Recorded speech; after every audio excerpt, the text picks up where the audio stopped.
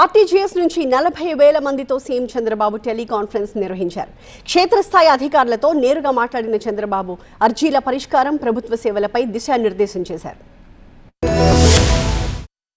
అభివృద్ధి సంక్షేమమే ధ్యేయంగా కూటమి ప్రభుత్వం ముందుకు వెళ్తుందన్నారు సీఎం చంద్రబాబు. ఏపీ సచివాలయంలోని ఆర్టీజీఎస్ కేంద్రం నుంచి జిల్లా కలెక్టర్లు, రాష్ట్ర వ్యాప్తంగా ఉన్న ఉద్యోగులు, క్షేత్రస్థాయి సిబ్బందితో సీఎం చంద్రబాబు టెలికాన్ఫరెన్స్ నిర్వహించారు. ప్రభుత్వ ప్రాధాన్యతలు, సంక్షేమ పథకాల అమలు, ఆర్జీల పరిష్కారం, పారదర్శక పాలనపై సీఎం దిశానిర్దేశం చేశారు. దాదాపు 40,000 మందితో టెలికాన్ఫరెన్స్ జరిపారు. టెలికాన్ఫరెన్స్ తో ముఖ్యమంత్రితో క్షేత్రస్థాయి అధికారులు నేరుగా మాట్లాడారు. గృహ నిర్మాణానికి సంబంధించి కాకినాడ జిల్లాకు చెందిన ఉద్యోగి కొన్ని సూచనలు చేశారు.